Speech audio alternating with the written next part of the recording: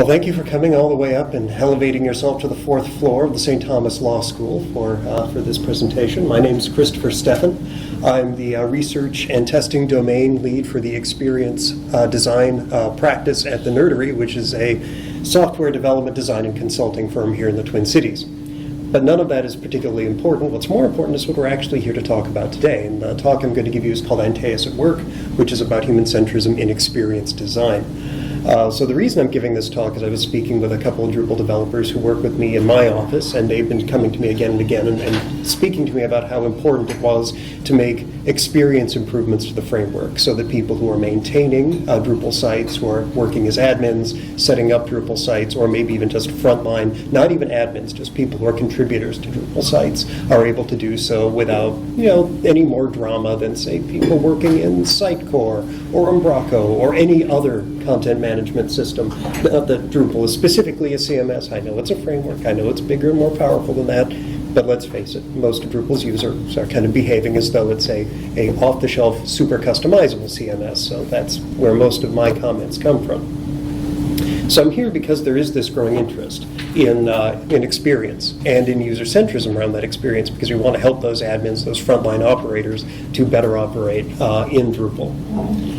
So I'm here to speak to you today about how we can use things like human centrism and experience design to make those improvements, and how that can be done, but only, and this is the important part, by applying the commensurate amount of effort, what the stakes are. If you're actually going to engage in experience design to make improvements to anything, there's a certain amount of work that goes into it that you can't really kind of say you've had a touch at it and get the benefit and kind of walk away and say that you're done. So with that, and is this not advancing? Oh, I guess I have to push this button first. All right. So why Antaeus as a metaphor for experience design?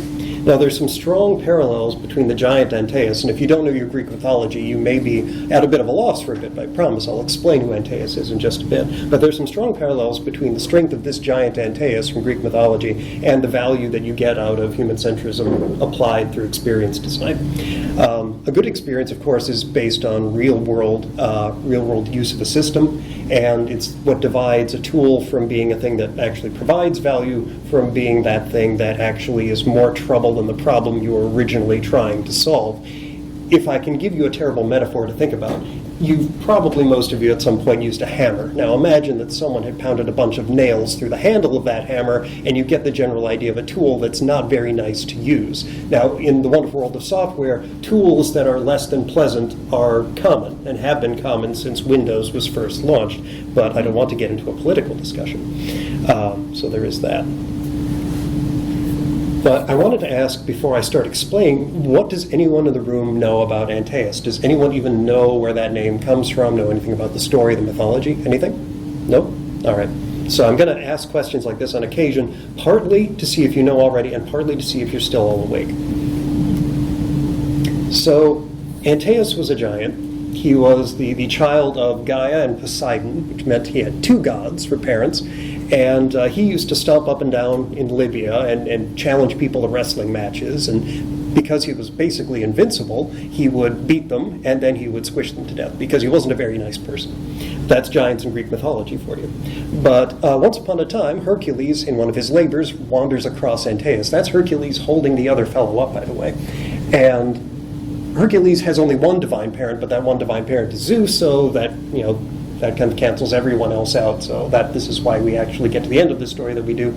But the trick with Antaeus was that although he was invulnerable, his invulnerability and his strength and his power came from his mom, from Gaia, who he was standing on most of the time. So as long as he kept his feet on the ground, you couldn't beat him. And it took Hercules a little while to kind of twig this fact, and eventually solve the problem by picking him up and squishing him until he croaked. So that was Hercules' solution to the guy I can't beat so long as he's touching the ground problem.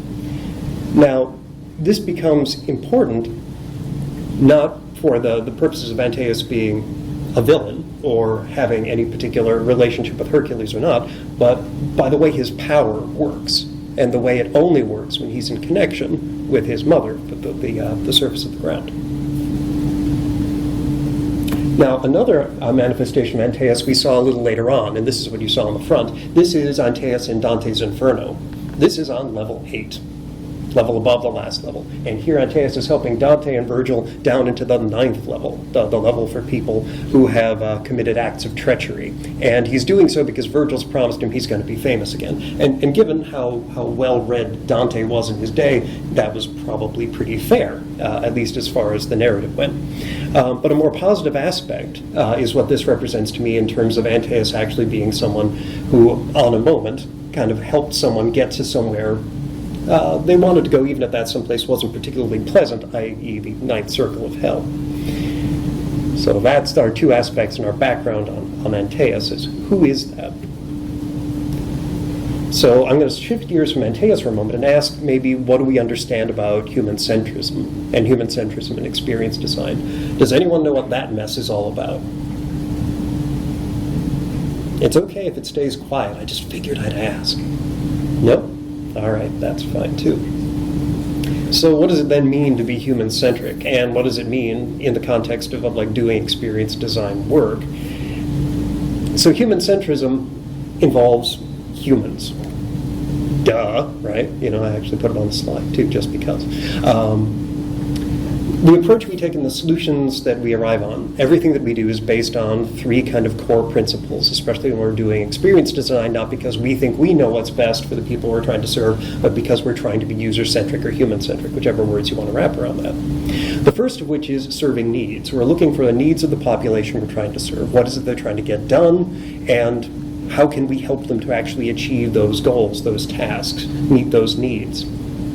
The second is deep empathy. So it's not just a question of, can I help you to do that thing? Do I understand why it is important that you do that thing so that I deliver the support that you need in a way that is actually useful to you in terms in which you can accept it? There are a lot of software tools out there that do exactly what they're supposed to do, but do it in such a way as to make them still useless to the people who are trying to use them from time to time. And examples can be raised a little bit later if we've got extra time. And then iteration based on direct feedback. So most design processes, and this is not just for experience design, rely on iteration for improvement. So I make a thing, I check a thing to see if it's okay, I find out that there's problems with it, I iterate, I fix them, I check it again until they at least diminish to the point where it feels like it's ready to ship. Everyone's vanishing point for I stop retesting is a little bit different. But building that base, those 3 things to kind of inform what we're going to do and how we're going to solve a particular problem, is itself a certain amount of work. So the needs that you're going to serve have to be determined. No one's going to kind of just show up and give you a laundry list. Even when I'm lucky enough to be working with a client at the Nerdery who says, I want you to do a thing. And usually it's like, give me an app, give me a website, give me a something, and they've got a list of all the things they think it should do. That list is usually very high level, very business defined, and it may involve drag and drop, which usually makes me laugh. So we get this list, but it's not the list that is actually reflecting the needs of the population served. It's usually the list of the people who are building the software and what they want to get out of that interaction. But when you're human-centric, you realize that every success in business or in software kind of relies on the success of the population you're serving. So if they don't get value, you in the long term don't get value because people don't adopt, or people don't adopt for long. You don't build empathy secondhand, so you don't understand someone's drivers and needs and why is it they're using your tool as opposed to another tool, or what is it about tool A versus tool B that makes tool A awesome and tool B crap, unless you actually work with them and understand kind of what their needs and what their drivers are. And feedback doesn't really, okay, this is not entirely true. Bad feedback sometimes comes looking for you, but it's easy to take bad feedback and overreact to it, especially if it's an N of 1, and you don't necessarily get the good feedback around, well, this is actually important to some people. Just because one person was having a bad day doesn't mean you get to basically yank the rug out from under all the people who are actually working just fine. So it's important to close these loops. And we do research to find needs, which means first-person research. We'll talk to actual users in the field. We'll do surveys. We'll conduct usability tests. There are a lot of methods, and I don't necessarily want to talk about methods today, unless we get deep into the weeds later, but there's a lot of options. And you don't build empathy secondhand, but we do work in person to build that empathy. So if we're doing contextual inquiry, I sit with a person watching them do their job, and the array of Post-it notes all around their monitor that give them all the data that they can't possibly keep in their head to do their job, I start thinking, well, some of this could have been in the system to start with, and maybe it didn't have to be arrayed all around their monitor. And feedback won't come looking for you. You have to actively solicit it. We have to find ways to build systems that maybe capture feedback as part of the system, or go out and reach out to that user base on a regular basis to say, all right, so how's it working now? We just released a patch. Did it ruin your life? If it did ruin your life, how did it ruin your life? Or did it make it better? What was so great about what we just did? So we can continue to improve. So, of course, this means that you're going to have to get up close and personal with the people you're trying to help in order to derive any value. Because if you just kind of assume what they need and what they want, which is what most of the businesses and organizations that come to me start with, I know my customers, I know my users, they all want this, they all want that, and they are 90% of the time completely or at least substantively wrong, because their understanding is based on what they personally think it's best used for, not the workarounds, the kludges, and the things that people actually do on their system. You're going to have to forget about what you want and hear what they want. And this can be really challenging. This is why you have things such as professional experience designers and researchers, because they spend a lot of time forgetting that they're important and focusing on what they're hearing and what they're seeing, what they're observing in a usability test, what someone is actually saying to them, as opposed to ticking off mentally their list of, yeah, I knew that was going to be important, or they're crazy, they don't think that's important. Because when you really start in this kind of work, it's tempting to kind of use every engagement you have with one of those frontline users as a way to try to shape or confirm your internal biases. And the discipline is really there to remove bias wherever possible and introduce what Terry Pratchett, if you've ever read any of his books, called first sight. He didn't really believe in second sight. He thought second sight was something all humans did, because I could see a monster over there, but I can't cope with a monster psychologically, so I'm going to see just like a guy who hasn't had a shave in a long, long time. And that was second sight. First sight is seeing what's actually there and coping with what's actually there. So the entire discipline is really about developing a sense of first sight. And you'll need a foundational understanding of pressures and motivations. Again, this is about why is this important? Now, a lot of people who build software systems think that, all right, we're building the system for this purpose, therefore this purpose is important. This is how we're going to make all our decisions, but it turns out that a lot of people will use systems that are slightly maladapted for their individual needs because they're good enough and there's nothing better available. But you could broaden a particular organization, a particular software publisher, could broaden their base of users if they just said, okay, I'm going to tweak my system a bit so it not only serves the needs that I thought I was supporting, but all of these needs that actually came to my front door because I had something that was close enough. But I could actually outperform everyone else in that space if I customized just a little bit, or maybe opened up another way for those users to benefit. And you'll need to share your work and accept its problems as fuel for improvement. And this is critical. This is about iterating, which I spoke about before. When you design something, when you put together a system, you have to put together an articulation of that. If it's a prototype, if it's wireframes, if it's something that's stubbed out in code, doesn't have a database hooked up to it yet, doesn't matter. You need to put that in front of the people who are actually going to use it and listen to them tell you what is wrong with it.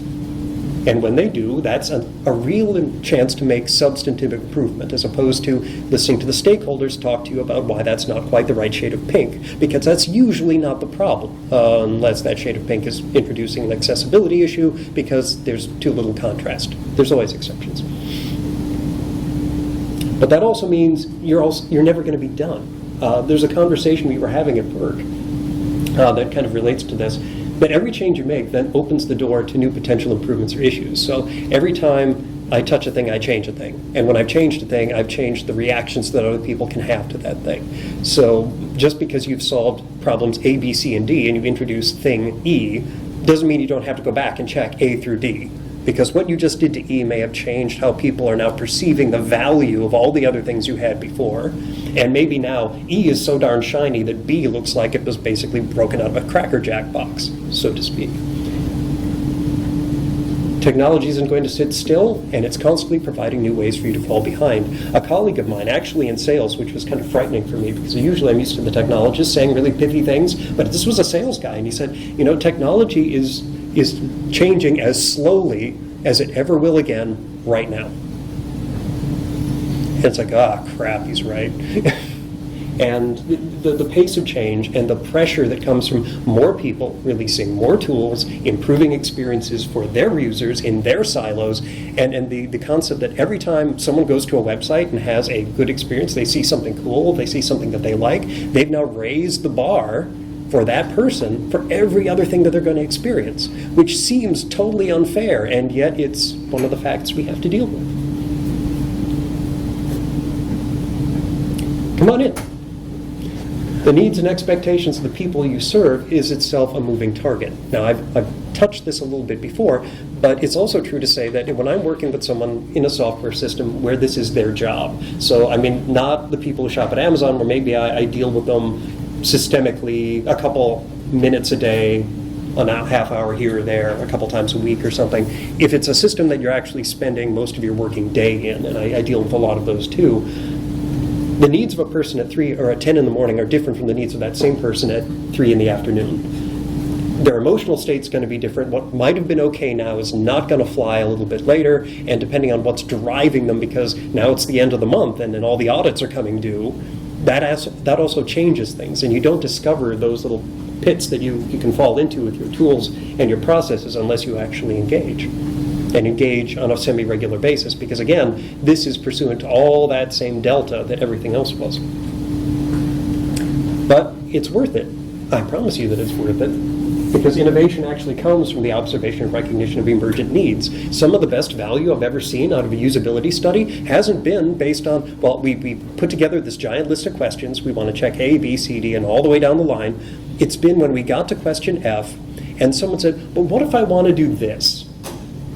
And the people on the other side of the two-way glass or on the monitor in the other room kind of went, holy crap, and I'm sitting here just trying to keep a straight face, because I may have just recognized that we made a misstep, or that we have a giant opportunity where, why didn't we think of that? And here's just someone who wants to do this, and they've wanted this for ages, and we had no idea until we observed this here, now, and in this moment. And then we get through the rest of our usability study and find out if anyone else was having that thought.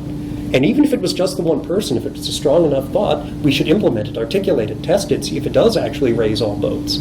So innovation, really leap forward innovation, comes out of these engagements all the time, because it's not the people who are kind of sitting in the boiler of your project and of your development team who are really well positioned to have these eureka moments, because they're so busy just being part of the project team, breathing that air, living in that soup, that you kind of stop thinking about what else there could be. You're in a bubble. You're in a context space.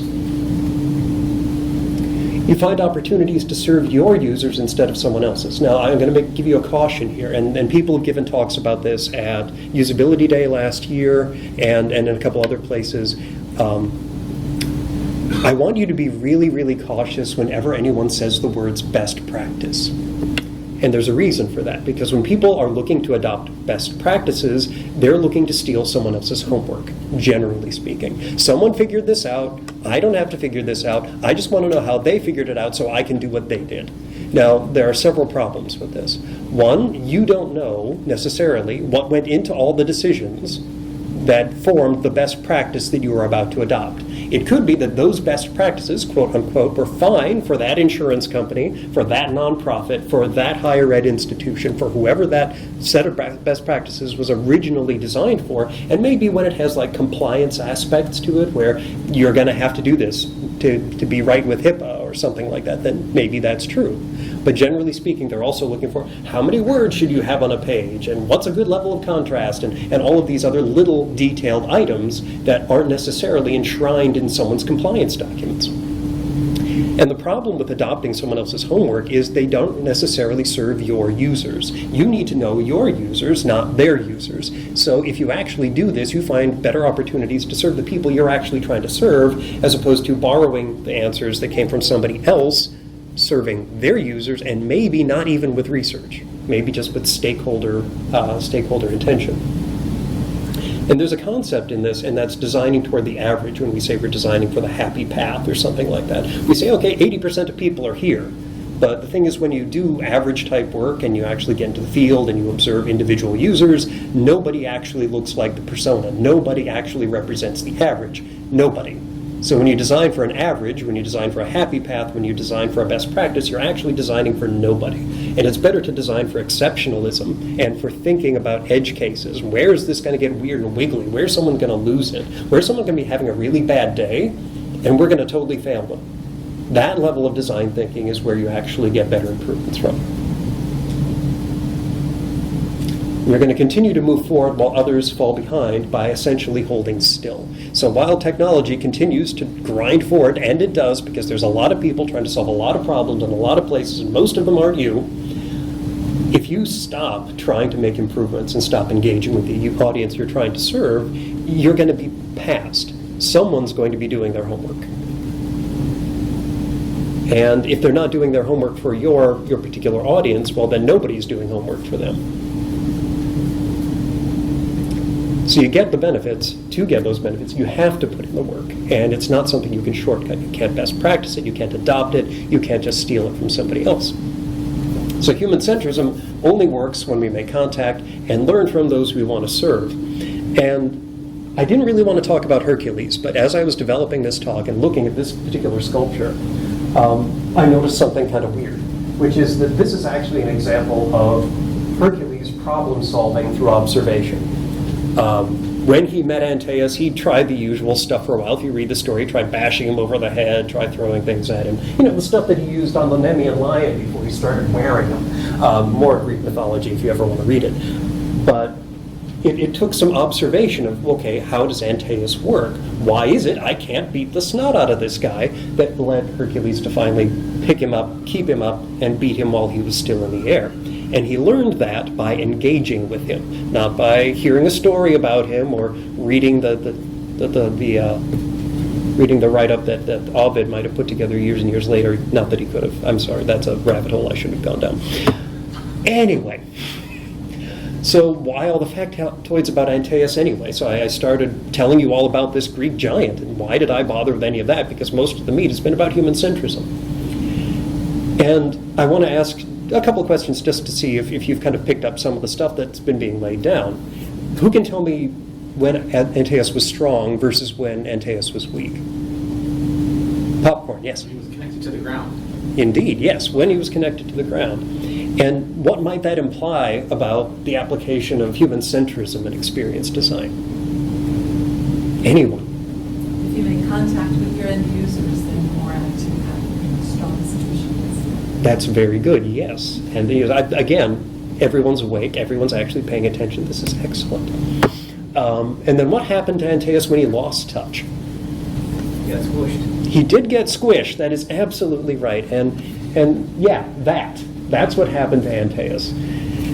And the important thing about that is that when he wasn't in touch with the ground, he wasn't worth much at all. He got pretty useless. And the important thing about that is that's exactly the same for technologists and designers. So we're not in touch with our user base. We can make all sorts of really beautiful things that serve no purpose whatsoever.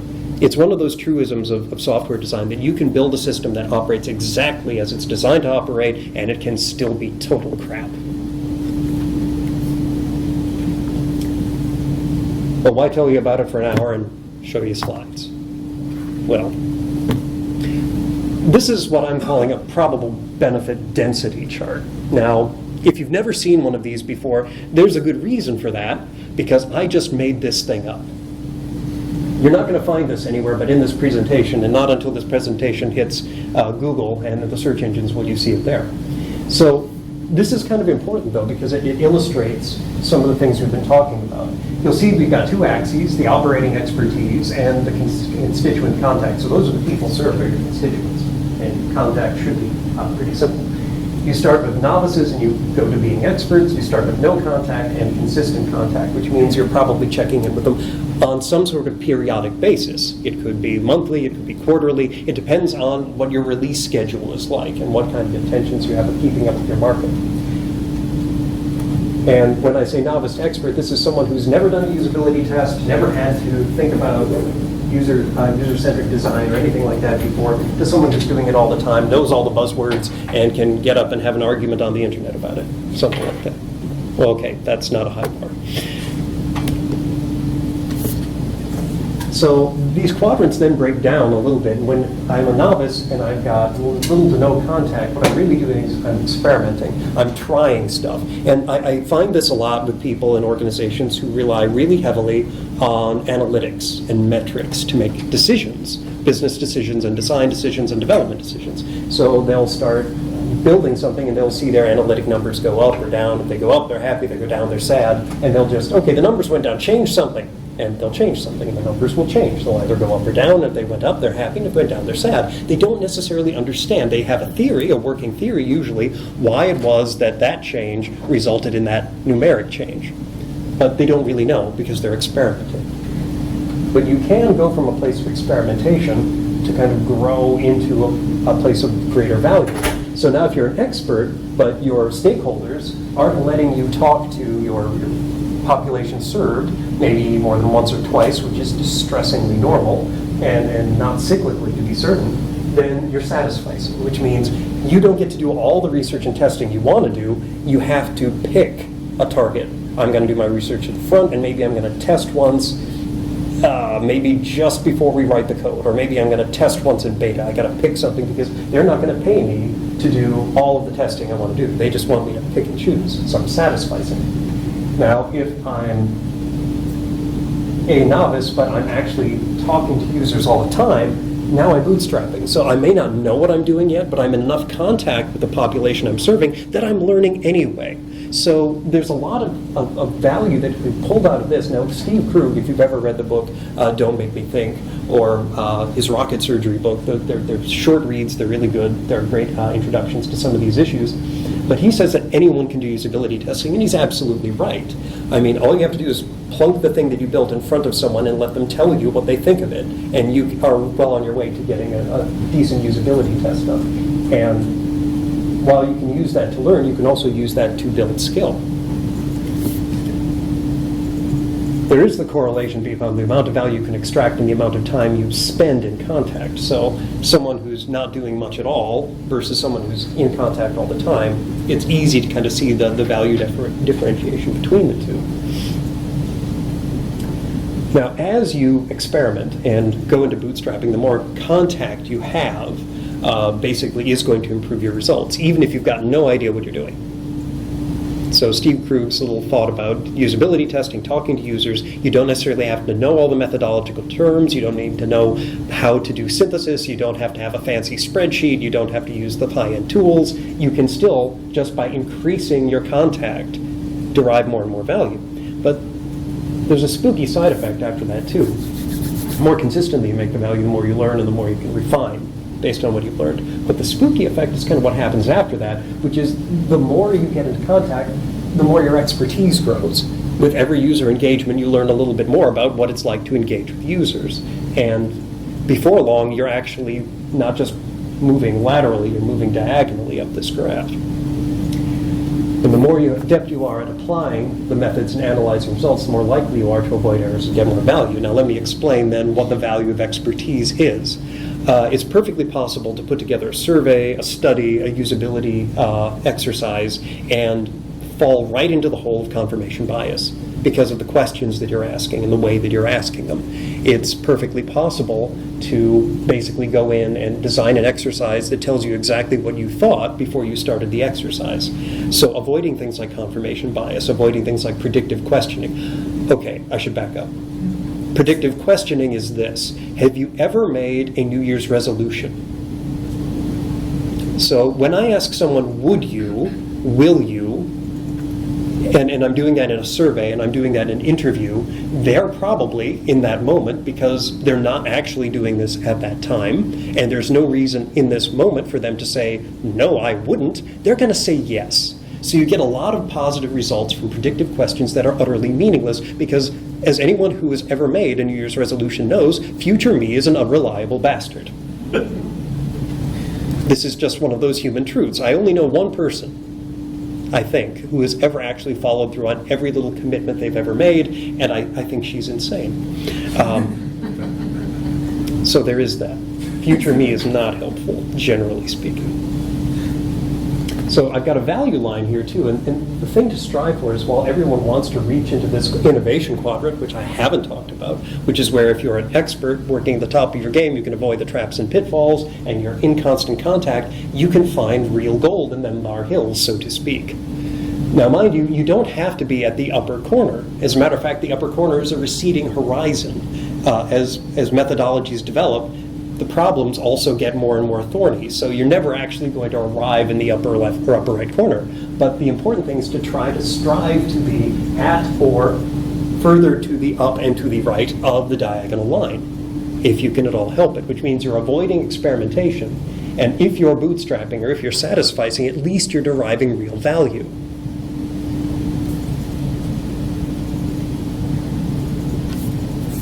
So to be human-centric, we have to work further up and to the right of that midline all the time. And it's a constant effort. So like Antaeus, human centrism relies on contact. Human centrism is never one and done. This is important to know. I don't do one usability test for the software I'm running and say, okay, I did my usability test, my project, my work is human-centric. There's no merit badge, there's no plaque, there's no certificate. The moment you stop engaging with that population served, you've stopped being user-centric, you've stopped being human-centric. Your data has a shelf life because people's environment has changed, their needs have changed, the competing software has changed. Basically, there's a very finite shelf life on everything you learn, and you need to go back and refresh that all the time. True iteration means a loop of articulation and testing, which means I have an idea, I try it, I get feedback. I have an idea, I try it, I have feedback. How high fidelity your idea is in terms of, is it a napkin sketch? Because in my head, a napkin sketch is also a prototype if it exposes a way to converse about a system that does not yet exist. That's a worthy prototype. Wouldn't it be great if I had a website that did X? That's a good conversational prototype. And everything that goes up to a stubbed out, delivered piece of front-end code that looks exactly like the website will really look, but the data's dummied in and maybe not all the content is real, also a prototype. All of those things can be used, and everything in between to gather actionable feedback about, can I see what I need to see? Can I get where I need to get to? Can I do the thing that I need to do? Does this make any sense to me at all? Why did you use that word? And all the things that come out of a usability test. And the moment you lose touch, again, you are not human-centric. So you did your research up at the front, well, now you're guessing for the rest of the project. You made your theories, you never tested them. Or I tested once, and then I released, I didn't test again, not human-centric anymore. Not user-centric anymore. Now that sounds like a lot of time and money. And that's not an untrue statement necessarily. And there's always a reason not to engage for the people who feel like that feels like too much time and too much money. The timelines may be too tight. Even if I learned something, I wouldn't have any time to implement it. That comes up a lot. The budget's too small. Well, research, you're going to actually talk to 5 people for an hour at a time, and you're going to bill me for that? No, I'm not going to pay for that. We can't get access to the right people. Well, I've got time and I've got money, but all the people that use this system are doctors, and we can't get on their calendars. Or something like that. Or changing course isn't an option. We already decided all the things we're going to decide about this thing, so you're just going to build it. We don't want to know if there's anything wrong with it. We're just going to launch it.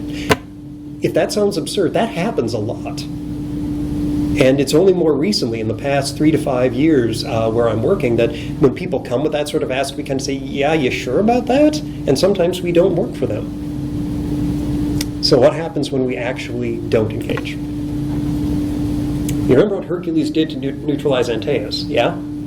That hasn't left your active short-term memory just yet.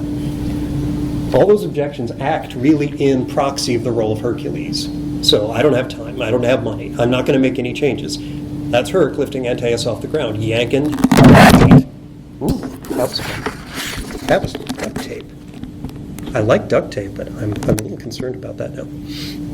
Actually, to prevent that happening again, I'm going to move it all the way down here, or at least it can't slide any further. Still has me nervous, but we'll go anyway. Let's see. Yeah, so basically Hercules disconnecting Antaeus is the same thing as a stakeholder saying you can't engage with that population. it introduces a great deal of risk to a project when you're going to actually design something and launch something and never actually engage with the people it's actually going to serve. Yeah, I should have known that was going to happen. So I'm going to do it this way and hope that the tape does better for me. Yeah, all right. Did I hit too many buttons? Yep. Taking us out of contact, removing us from our power to effect pause. Okay, so I skipped way ahead in that little mic falling incident. But anyway, you probably knew what I was going to say anyhow, because this is getting a little repetitious, if I'm honest. So this, again, under these conditions, it's natural to believe that human centrism and experience design is completely useless. And a lot of people's experience of experience design, boy, that sounded recursive, is basically working with designers who aren't necessarily really human-centric. They may have been graphic designers before. They may have been game developers. They may have gotten into the agency they're working in. They're saying, okay, I'm going to do you wireframes, I'm going to do you layouts, we're going to see comps and mood boards and all this stuff, and we're going to launch. And they never actually talk to the population served. And so when that system fails, when that launch goes south, it's like, well, it turns out user experience is a complete crock. Well, that wasn't user experience work. That wasn't real experience design work, because at its bones, what differentiates experience work is that connection to the population served. If you're not doing that, you may as well be a graphic designer or an industrial designer who doesn't care that planes may fall out of the sky. Some design disciplines have never gotten away from this kind of person-served, real-world testing scenario sort of thing, and it's been easy for people working on the web and working in software to kind of look the other way for a long time. But that's been changing. So our ability to provide real value and really relies on us being in contact with those foundations of not being kind of pulled out and removed from them. Yeah. Not great if you want to improve experience. Not great at all. So if you care about experience, you do have to just stay in touch, and you have to stay in touch the entire time that you're actually developing your project. And there are some things that you can do right now, and a lot of people will say, well, okay, this sounds big, this sounds expensive, this is going to be something I'm going to have to plan an annual budget around. Well, no, not really. There are things that you can do immediately. So you can gather a pool of users, and you can actually just start calling on them to look at what you're working on before it actually goes into production, before you've actually released it. Actually let them see, either over your shoulder or at a desk of their own, find a way to get someone who has no idea what you're trying to accomplish to look at what you're doing and tell you what they think you've just done. That's one of the magic tricks, in that if you talk to someone on your project team, they already know too much. They know what you're trying to do. They're going to give you their expert opinion on how well you've done what you've been told to do. But you want to show whatever you've been doing to someone who's got no idea what pressures you're under, what you're actually trying to do, what you're trying to achieve, and have them tell you whether they can understand the intent behind your design, whether they can actually take the actions you expect them to be able to take, and whether, when they do those things, that felt like that made sense to them at all. Because your intentions and their intentions may not align. You can review your ticket history and analyze it for recurring issues and feature requests. Now, this is something I talked to an insurance company about a year ago, where they said, well, we've got this call queue where people call and they tell us things about our system and about how this is bad, this is good, this is bad. And I said, well, okay, well, where do you keep all that? And said, well, we don't keep all that. We respond to the individual things, and then they just get archived. When they could just take that archive, open it up, and say, how many times did people actually talk about this feature, or this particular issue, or this task being problematic? You could actually take what you've been gathering for months, for years, and use that as a way to understand what the nascent, enduring problems are in the system that you're building. And you already have it, probably, and you just need to break it out and take a look at it.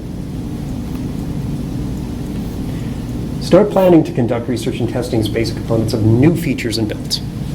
So when I'm starting my next project, what is it going to take for me to have that extra day to show this to a couple of people, or an extra day for someone to actually spend some time with some of those people up front to ask them, okay, so I'm going to work on this part of the Drupal framework. There's the image import, or the thing that makes the carousels, and I want to basically make some fixes to that. Let's talk to some people who build websites with carousels and images all over them, and let's find out what they love and what they hate about those tools before we start. Now, that doesn't excuse us from testing, but it's more than you were doing yesterday, maybe, and that's still worthwhile. Make time, apportion funds, gather your resources, and actually plan for making contact and for getting into engagement. And if you can, never ever stop. Ever. Get upset when people say you can't actually speak to a frontline user. And you don't need a designer in the room for that either. I mean, you can actually accost the person down the hall who actually has to eat the dog food that you're actually producing and get value out of that conversation. And you don't necessarily have to worry about permission. You can just ask for forgiveness after the fact. Now, there's some protocols around user research, when you honoraria and all this, but if you're just starting, the rules kind of relax. So investing in contact is going to get us where we want to go.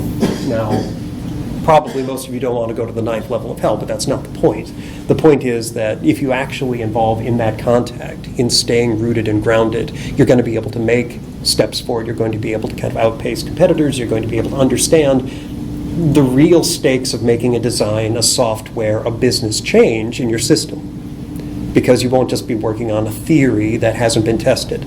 So really, applying this kind of work, applying user centrism and this kind of experience work is about treating every intention you have for your software and your system, treating it like a hypothesis and subjecting it to rigorous testing of one form or another, if not many. So thanks for your attention. There's some contact information for me if you want to complain or ask me questions after the fact. All are accepted. And I've got some time for questions because we actually have till 4:45 and it's not quite 4:30.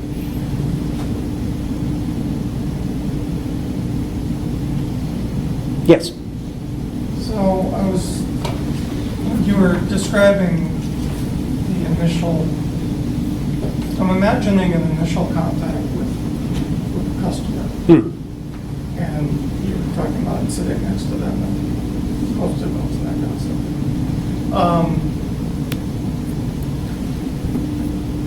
My experience has been to, so I want you to tell me what I'm doing wrong. I hear them describe what they want, they interact somewhat, and then they go off and build something that's probably not very much like what they asked for, because they never know what they want.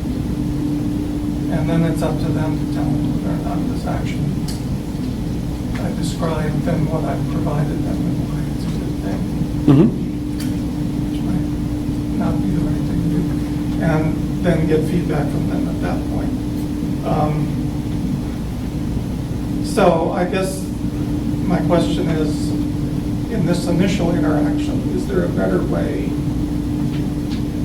to really understand what they need? Because when they don't really know what they need.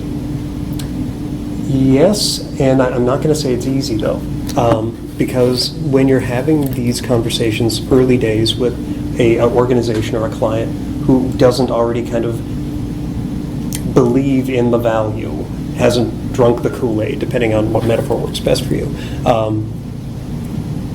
what it comes down to basically is when a client approaches me, I presume that everything they tell me they want is subject to deep questioning and possibly ridicule.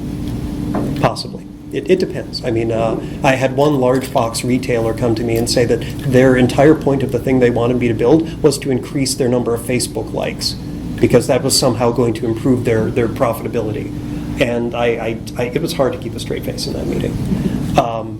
But the important thing is that in that approach that you just described, it feels to me like we're in that lower left quadrant where you're kind of accepting the data you're given and you're experimenting with it. And that's not necessarily, it's not necessarily bad in that designers and technologists have been actually providing valuable things from that experimental space. The thing that I will say to a customer who says, well, there's nothing wrong with that, we've always been doing that, why should we change now, is that, well, what you're doing down there is you're rolling the dice, and maybe you've got a really great average in terms of you've been winning and winning and winning, but maybe it's also the fact that in your field, the ground is so rarefied that there's nobody to beat you, so it's kind of hard to lose. There are a lot of projects that we get where they'll bring us something, oh, okay, we want to redesign, we want to retrofit, and we look at it and say, well, okay, there's literally nothing we can do to this thing to make it worse, so that's pretty good. And it's like, okay, so where you're starting from really kind of changes the stakes for what a real improvement makes. But to start these conversations with people who haven't had that kind of trust and that familiarity, I start asking them why their requirements are their requirements. So what is it about increasing likes or getting more people to visit a particular website or download a particular app or to participate in a particular loyalty program, God knows what it is, that's actually going to do anything for you as a business? What is it about that increases profit margin or increases or lowers costs or makes it easier or better for the people who want to work with you or buy your stuff to actually interact with you? What problem does this actually solve? Because generally we're given the list of requirements. We're not given, okay, this is our problem, how do we solve it? Now we're starting to get those questions. We've been getting them for, 3-4 years now, but they were thin at first and they're kind of growing in depth. And our clients are getting bigger, and they're having deeper, thornier problems involving legacy systems and stuff that they feel like they really want to change, but someone inside the org won't let them because it would be too expensive and too horrendous. It would be like the construction project we've got over on 35W just now. I mean, some of this change is horrific, and so that's got companies like mine talking about transformation. Because literally, to solve your problem, I can't just fix your software. I've got to change the behavior of the individuals in your company. And I've got to worry about human instrumentality as well as software instrumentality. Because I've got the system and the people who support the system, who also support the people who call in when they're having problems with the system. And that's just the tip of the iceberg. Sometimes I also have to work with back of house people who are supporting the systems that support front of house. And it only gets more convoluted because it's very hard to build a system that doesn't rely in some way, shape, or form on humans to close a loop. And you have to take that into account in the design process. So when we're having these initial conversations, it can feel a bit like talking to a 4-year-old to some of the people I've had, where it's like, it feels like every other thing out of your mouth is why. And that can get annoying and abrasive if you just keep doing it and don't find new ways to say the word why. But that's kind of like initial first contact. Get them to think about why they're making the decisions that they're making, so they can start to question them themselves. And the moment that started to happen, you can lean into it and get them used to the idea of examining decisions before we take action. Yes? You're talking about the lowest common denominator? Yes. What if you're in business and you want to sell 10,000 widgets? How do you go about doing individual content? Well, that sounds simple and complex at the same time. So if my goal is to sell 10,000 widgets, sales and marketing 101 means that I need to have done enough work to understand whether or not widgets are a valuable commodity, one. So are widgets good for something? What are widgets good for? Does anyone else make widgets? What are their widgets good for? Why is my widget better than their widget? Who is it who needs a new widget? Do people who buy a widget never change widgets? Or do they change widgets all the time and no one keeps a widget for more than a week? And all of these different pressures kind of come to bear on how am I going to get a widget in front of a person? And if, say, you're selling widgets to millennials, there's a whole slew of decisions you've got to think about how that widget is presented and promoted that are different from if you're trying to sell that same widget to a crowd of baby boomers. Just how you describe it, the language you wrap around it, the associations you want to make with it are different. And if you want to sell that widget to everybody, well then there's this terrible, terrible thing that happens when people feel conflicted about wanting to serve the entire universe and be perfect for everybody. And I call that opting for beige. And we've had clients who have really strong value propositions, nonprofits who've done really great work, who won't speak about their work, who won't basically toot their own horn or even say anything about what they've been able to accomplish because they're worried about offending one part of this wide and possibly wide margin of people who could possibly buy a widget. If I say this, they'll get upset. If I say that, they'll get upset. So I say nothing, and I opt for beige. I try to be inoffensive in order to sell all the widgets to all the people. But what really happens is that people look at you and say, well, you don't seem to even know what a widget is. You don't seem like you were particularly confident in your widgets. Your widgets aren't particularly special. Why should I buy a widget from you? And so organizations that could have a very strong point of view, a strong voice, maybe the best widgets in the world because X, but they won't say it because they don't want to basically offend any part of that market. So understanding who you're actually trying to sell to and why they should want to buy from you and why should they want to buy that thing from you is important in understanding how to get the experience to kind of come together. And that crosses a lot of lines: branding, marketing, experience work, digital spaces, and that's the kind of work we like to get into now. So I'm glad you asked. Did that help at all? I feel like I've been talking for a long time. Well, again, it seems like you're talking about doing very customized one-on-one relationships with one group. Mm-hmm. A lot of companies aren't interested in doing one-on-one consultations. They want to go off and take off the whole group. That's true. Now, there is a multinational that I worked with recently. They sell food for pets, and I can't say anything more than that. But they have a lot of brands that serve a lot of little pocket personas. Like, this is for people who don't really care about their dogs. That's what they say. They just want to buy food. And then there's people who want to basically treat their dogs like these small toy things on a pillow, and the food they buy is very different in the way it's. And this company sells all of that food, and they treat themselves very differently. And they have all these little sub-brands to sell that. Well, it's not really okay, maybe it is really the same widget, honestly, in a different can with different colors and a different commercial. Yeah, exactly. But by engaging either with marketing research, and I'm going to try not to say terrible things about marketing research, and I'm going to fail, but they'll do marketing research, and they'll decide what is it that causes someone who wants to baby their pet versus someone who doesn't really care about their pet to buy dog food. Which of them is likely to change brands anytime in the near future? Now, the problem with even that, I mean, that research is good. They're learning. They're acting on what they're learning. They're actually succeeding with it, and that's great. But the problem is that they start treating individuals as classes, in that they'll build up a persona around the people who don't care about their dog, treat their dogs as royalty, and they don't necessarily talk with the individuals about what is it really that made them purchase this versus that, and was it really down to key issues versus the brand positioning, although that was probably a factor too. Instead, they'll rely on demography. Like, for instance, women will buy this more than men. People of a certain age will buy this more than people of a different certain age. And the demography, when I'm working in online spaces, turns out to be very unimportant. I mean, once upon a time, maybe it was very important. Geography and demography and those kind of layers might have been really important for certain brands and certain products. But when you're building systems and websites and apps, it kind of all evaporates, because the moment you've decided that your app is only for someone who is a particular age and a particular gender, you've basically destroyed your business model because of the way the internet works. Yeah. So earlier you had the graph up where you go from experimentation to innovation. Mm-hmm. And for a beginner who is doing that kind of testing, can you talk for a minute about how they can try to not leave the question, not,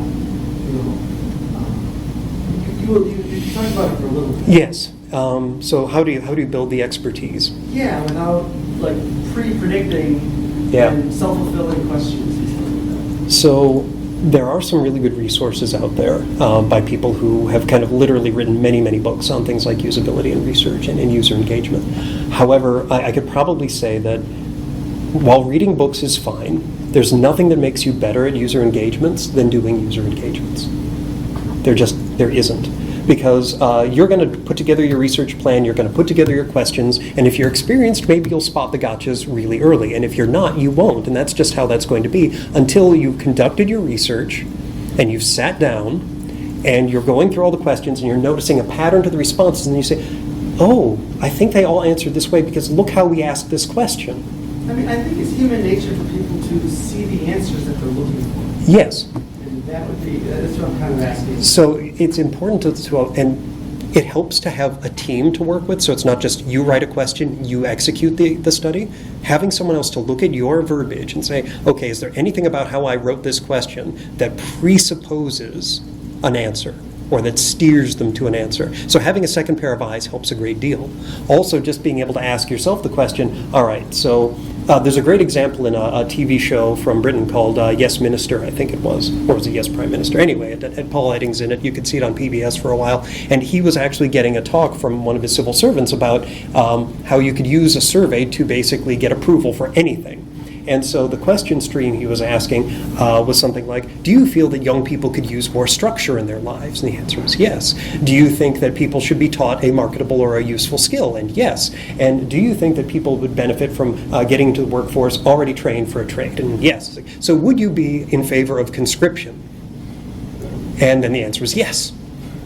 So same set of questions, different tack. Do you think young people should be taught to kill? And of course the end question was again, are you in favor of conscription? So the questions you ask are vitally important, and they are slanted. Everyone is biased. Everyone kind of comes to any situation they're in with their own architecture that they're unaware of. And I've got 5 minutes, so I'm going to introduce a concept that I didn't plan to talk about, but I will. And it's the concept of iterative triggers. And right now I really resent this curtain because behind it is a whiteboard that I really want to use. Iterative triggers come in 3 types. There's the internal trigger, and if you can think of the internal trigger this way, it helps. It's the one you carry with you, the one that you can't shut up unless you're really like Zen disciplined, in that, say you're making a picture of an elephant with crayons. Nothing more noble than that. You make your picture of an elephant with crayons, and you look at it, and you say, that doesn't look like an elephant, that looks like a panda bear wearing a funny hat. And you throw it away, and you start again. And you keep looking at what you did and changing until you feel like that looks like an elephant, as opposed to something else. That's the internal iterative trigger at work. You look at your own work, and you decide whether or not it's good enough or bad enough, and you iterate based on your own perspective. The next iterative trigger is bigger. It's not just you now, it's you and the people who are working together with you to achieve a certain thing. This is the contextual trigger, and it has to do with shared working space and shared context, which is where it gets its name.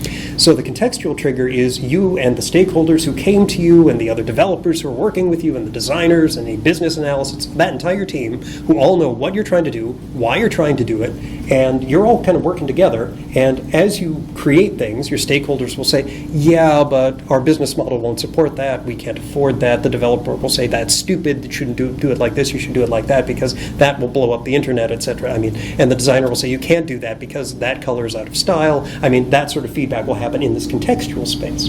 Now, it's normal for, in the contextual trigger space, for someone to say, but I know the users, I've been working with them for decades.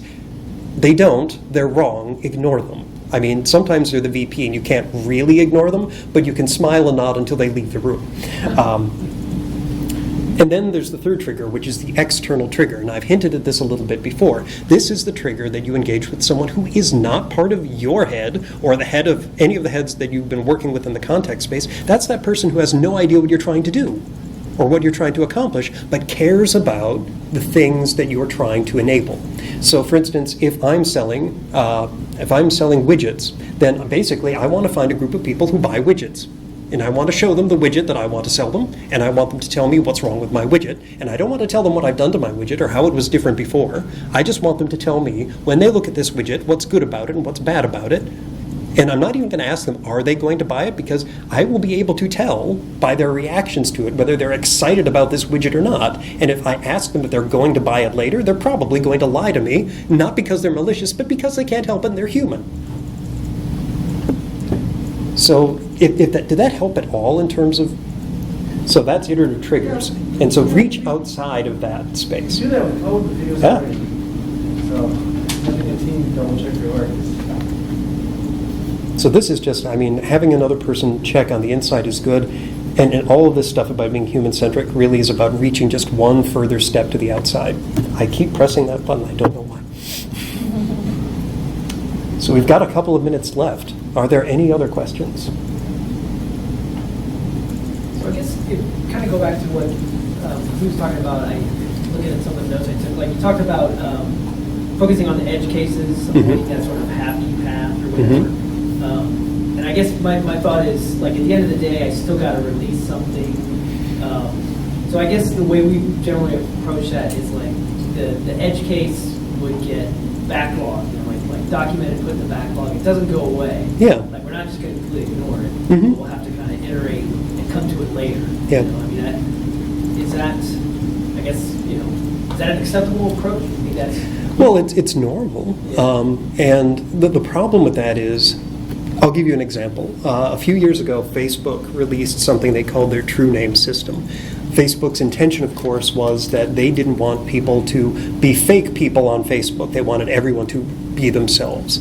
So they were going to algorithmically sniff out fake names so that people wouldn't create fake accounts so they could just, be fake people. The problem was when they released their system, if you happen to be Native American, it would tell you that your name's not a name and you cannot have a Facebook account. This was not a good thing. They've since fixed it, along with fixing the options for gender specification and things like that. So there's a lot of stuff that lives in this kind of niche space where on the page of software development, it's an edge case. And yet, for that one person experiencing that edge case, it's completely alienating. It's disenfranchising. They're going to lose trust in the org, not just the software. You might not get a chance to buy back that capital or that goodwill. So edge case is an understanding for things like stress states in design. So if you work anywhere near anything medical, understand that people who visit your website probably are not in a happy, joyful place, generally speaking. And what can you do as part of your design process to anticipate a stress state or anticipate an edge case that maybe, we thought it wasn't going to matter that the character limit was too small or the algorithm rules out certain things. Do those things occur in nature? You need to care about edge cases when you're deciding what your inside the build and outside the build is going to be.